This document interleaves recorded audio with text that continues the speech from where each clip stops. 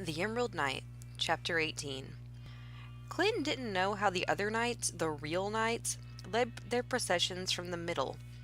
It had been years since he had stepped foot in the sacred wood, but it seemed to remember him as if he had never left. The forest welcomed him, with bird song and a soft wind that just lifted the hair that framed his face.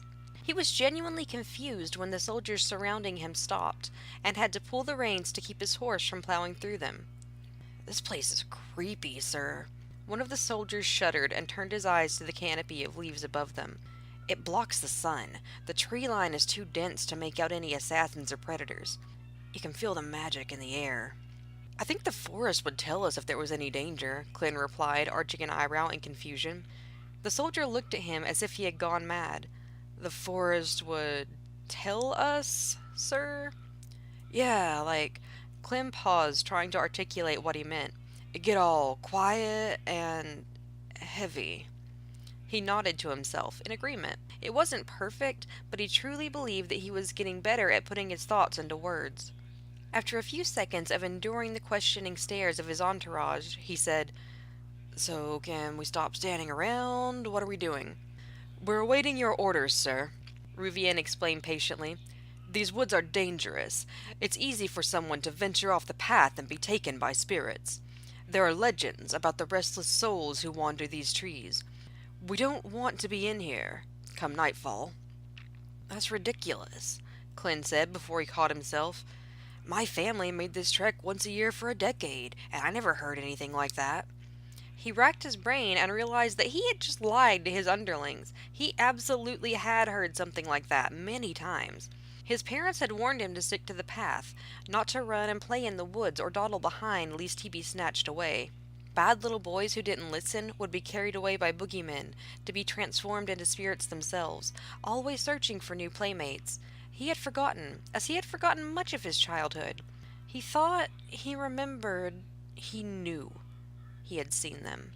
The masked children who seemed to be made of plants, of wood, of living trees who asked him to play with them. He had been shy even then, and clutched his father's hand and shook his head in mournful disagreement, and they had never pushed him, never taken him. He was a good boy. He obeyed his parents, and no harm came to him. "Just stay on the path," he said, and his horse whinnied with impatience. "Stay with a group, and no harm will come to you." Ruvian nodded slowly and spurred his horse into a gentle gait. "Move calmly, slowly, gently, and do nothing to entice the spirits." They were heading to holy ground, and the spirit at the temple had subordinates all around, guarding her land and her people. But they would be safe, because they were guardians too. They had been sent on a holy mission, and they were guarding one of the holy people. The knights and the spirits were on the same side. No harm would come to them. A bird flew from the tree line and landed on Clint's shoulder, and he smiled. He held the reins in his dominant hand and lifted his right so that the bird flitted from his shoulder to his pointer finger, and he smiled at it. "Hello, little friend," he said. "Hello," the bird chirped back, and Clint smiled. "I used to come here all the time," Clint told it, "but we're moving too fast for you. Go home before you get lost, and tell your friends that we mean no harm." "We missed you," the bird said as it took flight, and Clint smiled. "Where'd you learn all those bird calls?" the man who had watched him in the morning asked. "Bird calls?" Clint turned to look at him, more content than he had felt in years. "This morning and just now you were doing bird calls. They're really good. I've never seen someone call a bird while they were moving. They're such skittish creatures." He watched Clint as if he was suspicious of him, but Clint was used to such looks and merely shrugged. "I don't know. I'm not doing anything special. I think animals like me. I don't know why. You think they would think I was a monster since we hunt them and stuff." He turned to look at the back of Rivian's head, ready for the conversation to be over. "Clint," Rivian asked, "do all animals like you, or just birds?" "Animals like me more than people," Clint mused with a smirk, and hoped that he was doing the friendly teasing thing correctly, seeing as how he was so new to it. The girl behind him mimicked his bird song, but no creature came to her, and she huffed. "Finicky little things, aren't they?" Clint shrugged. He didn't understand the apprehension that he could still feel radiating off the people around him. He was more at ease in the forest than he was in town, and it was 1,000 times better than being in that awful court and having to suffer through anything with the nobility. A thought struck him, and he spoke it aloud. "Have you guys never been here before?" he asked, as if in shock. "I have." Ruvian spoke before anyone else had a chance, and Clint got the distinct feeling he was hiding something. "On the orders of the king, before he passed away, I was gathering information." "From the trees?" Clint asked, and was amazed to hear natural laughter in his voice. "No, boy." Ruvian rolled his eyes, though Clint couldn't see him from his position to his rear. "From the priestesses. The royal family has been researching this protective artifact for years. I imagine Xandra found out about it from her father's writings. It is not merely a thing to protect her. It will honor her father's memory." "I still don't think they'll give it to us," Clint said to the saddle, and he saw Ruvian's back tense from the corner of his eye. "It doesn't matter, sir." Ruvian's voice was cold. "We will return with it." Clint's eyes widened, and he watched the stiff muscles as Ruvian pulled himself to his full height. Their horses picked up the pace, and the rest of the trek through the woods was made in silence. Clint's gloomy demeanor changed the second they entered the town. His eyes lit up at the familiar sight, and a wave of nostalgia nearly knocked him from the saddle. It was a tiny place. It only housed migrant families and the priesthood, and the few shops that they needed to provide for such a small populace. There was an inn that only ever filled during the holy days, when people would flock to the forest temple, and that seemed to be where Ruvian led them. As they made their way to the stables, the few children who had been playing outside stopped in their games and stared at him with wide-eyed reverence.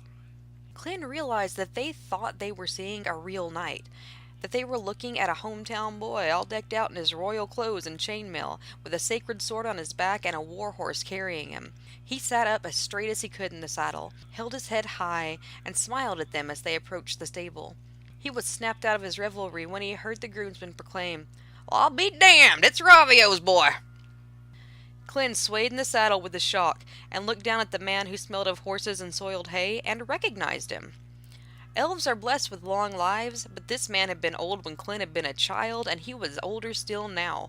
His gray hair had been cut at the nape of the neck and stuffed under a hat, and Clint had a vague memory that he himself once wore his hair like that to keep it out of his way when he worked. That he had once been working class. This man had been friends with his father, and he had a name. It was on the tip of his tongue, but he couldn't remember it. He also had a wife, who was as plump and gray as the man, and she too had a name, and Clint remembered neither of them. But the man was staring at him as if he wanted an answer, and the only thing Clint could think to say was, "Yeah, I'm a knight now. I pulled a sword out of a rock."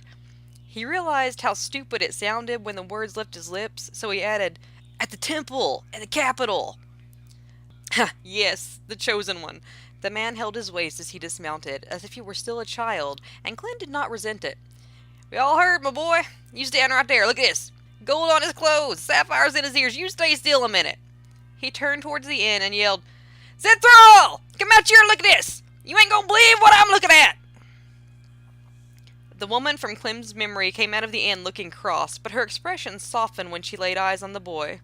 "Well, I'll be," she smiled. "Clint, now where the hell you been, boy? Lord, they quit feeding you. You get yourself in here and sit down. I'm gonna put some tea and make you a bite to eat." "I eat," Clem protested, but she cut him off. "In the kitchen." She took him by his hand and dragged him away, and he turned his head to look at Ruvian. He looked so pitiful that the knight laughed at him and shook his head. So Clint turned back to the woman pulling him along and desperately asked her if his troop could join him. "Course, honey, bring your little friends along," she replied, and pulled him into the lobby. A younger woman stood behind the front desk, cleaning it with a cloth, and her eyes widened when she saw the sword he carried. She moved swiftly, her skirts brushing the simple wooden floor, and caught up with them before the elderly woman was able to yank Clint through a set of half-doors, which she had already swung open. "Grandma," she chastised, "what are you doing? That's the chosen child." Clint stared at her, and she took him in, and it was as if the fancy clothes and the magical sword fell away as she stared into his sunburned face, into those eyes, those impossible eyes. Softly, she asked, "Clint?" He remembered. He remembered snowball fights and hot cocoa her grandma brought them, long rambling stories from her grandfather, and the soft clacking of knitting needles as she cursed and dropped stitches.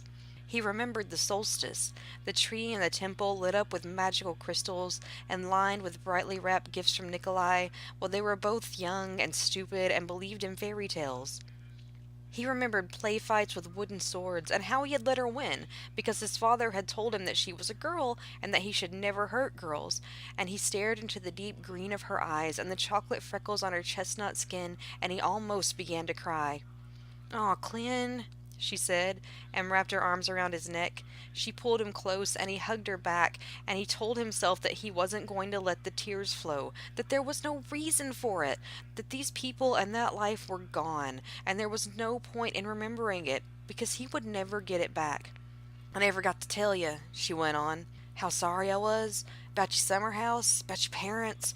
Oh, Clint, it must have been awful." No one had told him how awful it was. There was no time for that. Not when he had pulled the sword, not when he was the chosen one. That had been a great night, everyone had said, the night that he had awakened his destiny, the night that the prophecy had been fulfilled. It was an awful night. His parents were dead. "They're dead," he told her, and his will broke. So he buried his face in the neckline of her dress, and the tears he swore he would hold back came spilling from the corner of his eyes. "They're dead, Rory. I'm the goddamn chosen one. I didn't save them. The farm was on fire. The parish was on fire. The cottage collapsed, and..." He trailed off and buried his face deeper into her shoulder and felt her hands smoothing up and down his back. "His back! Hey, don't touch ya!" He tried to shout, but it was too late. She had moved to rub his shoulders and jerked away with a scream. He watched with eyes the size of saucers as she held her hand. The flesh was melting from her fingertips and filling the air with billows of black smoke. "What's that?" The groomsman ran inside as his wife came from the kitchen, and Ruvian stepped forward quickly. He dug through the bag on his hip and produced a bottle filled with a viscous red liquid, and with amazing speed he popped the cork with his thumb, grabbed the girl's wrist, and dumped the contents onto her hand. "Bandages!" he snapped, and one of the knights moved forward, producing a roll of cloth from his pack. Together they dried the hand, and Clin's legs gave out as he watched. Two of her fingers were missing, her pointer and ring finger up to the second knuckle. From his position on his knees on the floor, he covered his face in both hands and began to mutter. "I'm sorry, Ari. I'm sorry. I'm so sorry." He said it over and over, and the sobs that had once torn his body faded into a dull ache. Ruvian wrapped the entire hand, not just the missing digits, and smiled. "There. No harm done." Ari stared at her hand and wiggled what was left of her fingers. When her eyes fell upon Clin, he wanted to die. He couldn't stand what he saw there. He would have taken anger, or malice, or even understanding. But he could not, would not, withstand the pity.